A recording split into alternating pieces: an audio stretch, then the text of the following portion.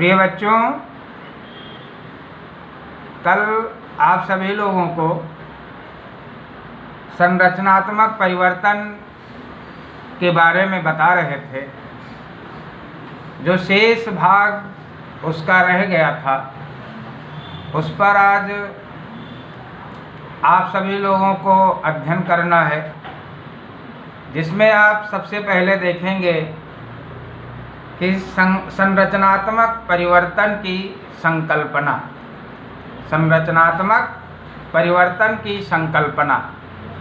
तो संरचनात्मक परिवर्तन की संकल्पना में आप अध्ययन करेंगे संरचनात्मक परिवर्तन से अभिप्राय सामाजिक संरचना में होने वाले मूलभूत परिवर्तनों से है।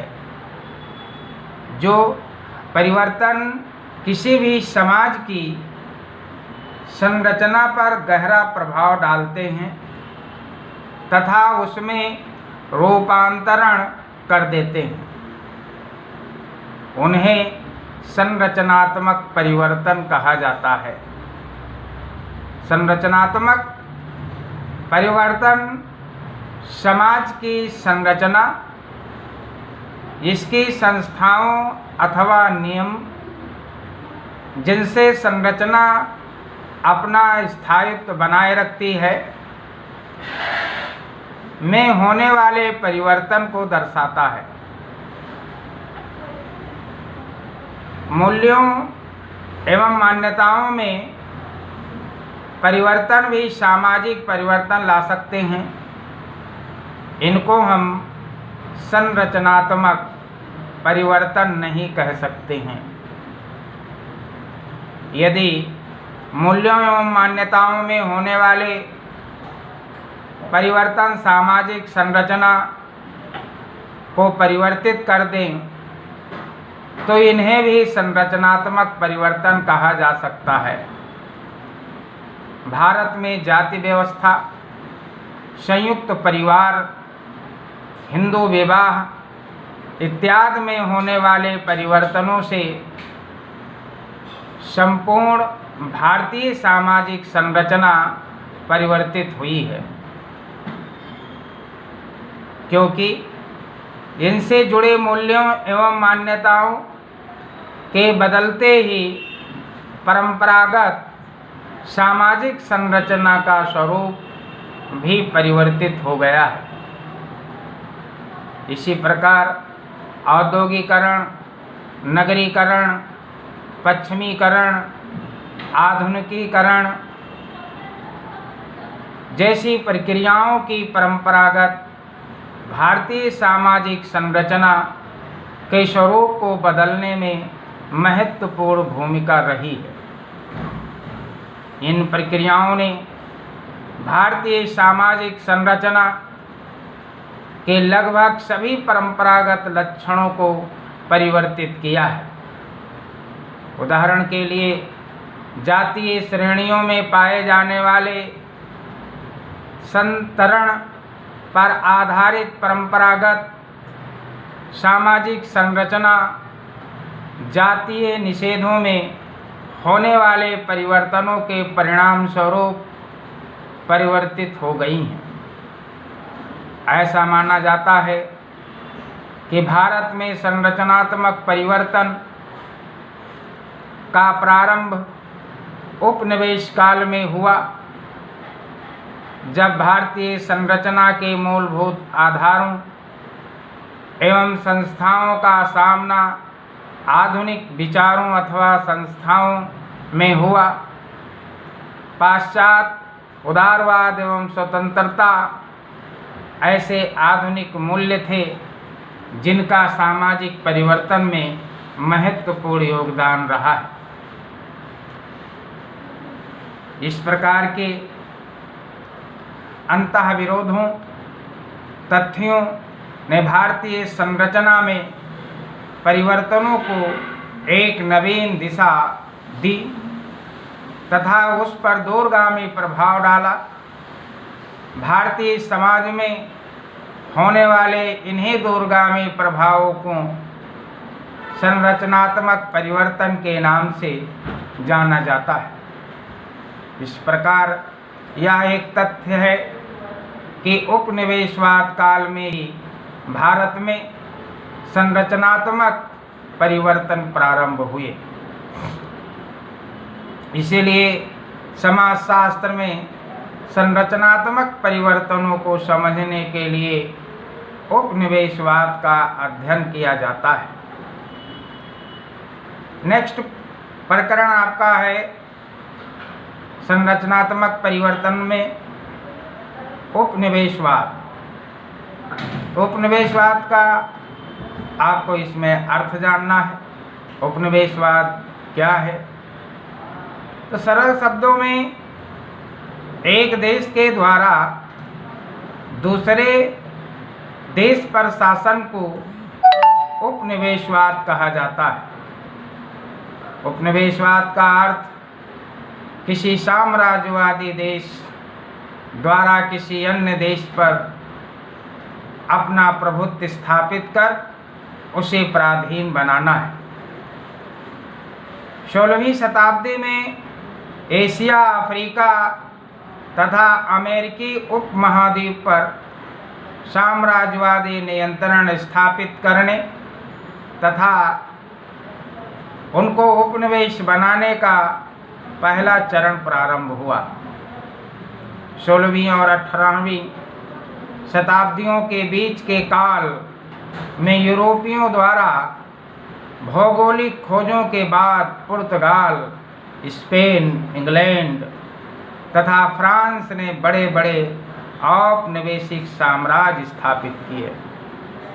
यूरोप के इन देशों के अनेक लोग स्थायी रूप से बसने के लिए इन उपनिवेशों में चले गए। 16वीं से 18वीं शताब्दी तक का काल यूरोपीय उपनिवेशवादी शक्तियों द्वारा खुली लूट का काल था। 18वीं शताब्दी के अंत तक नौ साम्राज्यवाद का चरण प्रारंभ हुआ, जो उस आर्थिक प्रणाली की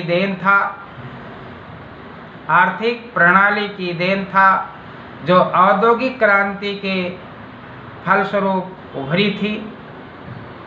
इस चरण में कुछ औद्योगिकरण पूंजीवादी देशों ने दुनिया के लगभग पूरे भाग पर अपना राजनीतिक और आर्थिक नियंत्रण एवं प्रभुत्व स्थापित कर लिया था। अन्य एशिया और अफ्रीका के देशों की भांति भारत भी एक गरीब देश था, जिसके पास विज्ञान, तकनीकी तथा प्रौद्योगिकी ज्ञान का अभाव था। साथ ही उच्च सैनिक क्षमताओं का अभाव, शासन की पुरानी पद्धति, शक्तिशाली मध्यम वर्ग का अभाव आदि ऐसे कारक थे जिन्होंने ब्रिटिश साम्राज्यवाद के लिए भारत पर उपनिवेशवाद स्थापित करने में सहायता प्रदान की। ऐसा माना जाता है कि व्यापार करने के उद्देश्य से भारत में अनेक यूरोपीय देश, विशेष रूप से पुर्तगाल एवं डच, विभिन्न स्थानों पर अपने उपनिवेशवाद स्थापित करने में सफल हुए। बाद में सत्ता संघर्ष फ्रांसीसी और अंग्रेजों तक ही सीमित रह गई। 3 निर्णायक युद्धों, कर्नाटक युद्ध 1748 ईस्वी से 1763 ईस्वी में अंतिम विजय अंग्रेजों को प्राप्त हुई। बंगाल में ब्रिटिश ईस्ट इंडिया कंपनी की प्रभुता स्थापित करने के साथ ही भारत ब्रिटिश उपनिवेशवाद का बीजारोपण हुआ। 1857 ईस्वी के विद्रोह के बाद भारत पर इंग्लैंड की संसद का प्रभुत्व स्थापित हो गया, जो 15 अगस्त 1947 ईस्वी को भारत की स्वतंत्रता के पश्चात समाप्त हुआ। इस प्रकार स्वतंत्रता के साथ ही भारत ब्रिटिश उपनिवेशवाद की पराधीनता से मुक्त हो गया। अंग्रेजी शासनकाल की अवधि को ही भारत के संदर्भ में उपनिवेश काल कहा जाता है। नेक्स्ट आपको इसी प्रकरण में देखना है, अध्ययन करना है, उपनिवेश काल में हुए संरचनात्मक परिवर्तन। उपनिवेशवाद से पूर्व भारत छोटी छोटी रियासतों में बटा हुआ था तथा अंग्रेजी शासन काल की सबसे बड़ी देन यह मानी जाती है कि इसमें भारत में एक सशक्त एवं कुशल प्रशासनिक साम्राज्य की स्थापना द्वारा जैसा एकीकरण किया गया, वैसा हमारे देश के इतिहास में पहले कभी नहीं हुआ था। उपनिवेश काल में अंग्रेजों के साथ प्रत्यक्ष संपर्क होने के कारण भारतीय समाज एवं संस्कृति में अनेक महत्वपूर्ण परिवर्तन हुए। भारतीय समाज में हुए विभिन्न सामाजिक सांस्कृतिक परिवर्तनों को निम्नलिखित शीर्षकों के अंतर्गत स्पष्ट किया जा सकता है। नंबर 1, मानवतावादी एवं समानतावादी मूल्यों को प्रोत्साहन। पश्चिमी संस्कृति में कुछ मूल्यगत अधिमान्यताएं निहित हैं, जिसमें मानवतावाद एवं समानतावाद प्रमुख है। इसके परिणाम स्वरूप भारतीय समाज में जाति, वर्ग, धर्म, प्रजाति, आयु एवं लिंग के आधार पर भेदभाव निश्चित रूप से कम हुए। 19वीं शताब्दी में अंग्रेजों द्वारा किए गए अनेक सुधारों को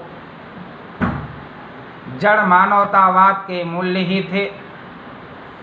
इन सुधारों में दलितों, महिलाओं, अनाथों, कोढ़ियों और जनजातियों को शिक्षा एवं चिकित्सा सुविधाएं उपलब्ध करवाने में ईसाई धर्म प्रचारकों ने विशेष योगदान दिया है। इसी तरह नेक्स्ट पॉइंट आपका है अनेक कुरीतियों की समाप्ति।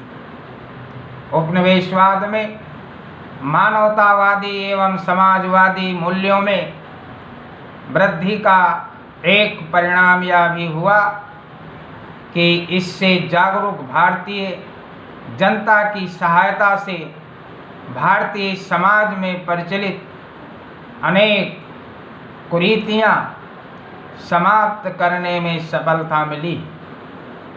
19वीं शताब्दी के पूर्वार्ध में जो कुरीतियां समाप्त की गईं, उनमें सती प्रथा 1829 ईस्वी, बालिका हत्या, मानव बलि और दास प्रथा 1833 ईस्वी की समाप्ति उल्लेखनीय है। बाल विवाह की समाप्ति, विधवा पुनर्विवाह को मान्यता तथा हिंदू विवाह अधिनियम का पारित होना भी काफ़ी सीमा तक उपनिवेश काल का ही परिणाम है। इतना ही नहीं, आज हिंदुओं में विवाह विच्छेद को सरल बनाने की मांग भी पश्चिमी सभ्यता का प्रभाव ही है। इसी तरह जाति व्यवस्था में परिवर्तन हुए, संयुक्त परिवार प्रणाली में विघटन जैसी समस्याएं उत्पन्न हुई, एकल परिवार निर्माण होने लगे। आज आधुनिक युग में एकल परिवार की जो है बोलबाला है। विवाह की संस्था में परिवर्तन, उपनिवेश काल ने जात एवं संयुक्त परिवार के साथ विवाह की संस्था को भी प्रभावित किया है। पश्चिमी संस्कृति के प्रभाव एवं पश्चिमी शिक्षा के प्रचलन ने हिंदू विवाह से संबंधित मान्यताओं में परिवर्तन हुआ है। आज विवाह संस्कार की अपेक्षा समझौते का रूप ग्रहण करता जा रहा है तथा तलाक की दर में निरंतर वृद्धि होती जा रही है। आज बाल विवाह की समाप्ति, विधवा पुनर्विवाह को मान्यता तथा अंतरजातीय विवाहों को प्रोत्साहन देने में उपनिवेश काल का विशेष महत्व है। इसी तरह धर्मनिरपेक्षीकरण, नवीन संस्थाओं का समावेश एवं प्राचीन संस्थाओं में परिवर्तन, विशिष्ट जन वर्ग का उदय, भारत में विशिष्ट जनों का उदय भी उपनिवेश काल में पश्चिमी संस्कृति एवं शिक्षा के प्रभाव परिणाम स्वरूप ही हुआ है। इस विशिष्ट जन वर्ग का पश्चिम के प्रति दृष्टिकोण उभयभावी है, अतः इस वर्ग की भूमिका चाहे कैसी भी हो, यह वर्ग पश्चिमी संस्कृति के प्रभाव के परिणाम स्वरूप ही विकसित हुआ है।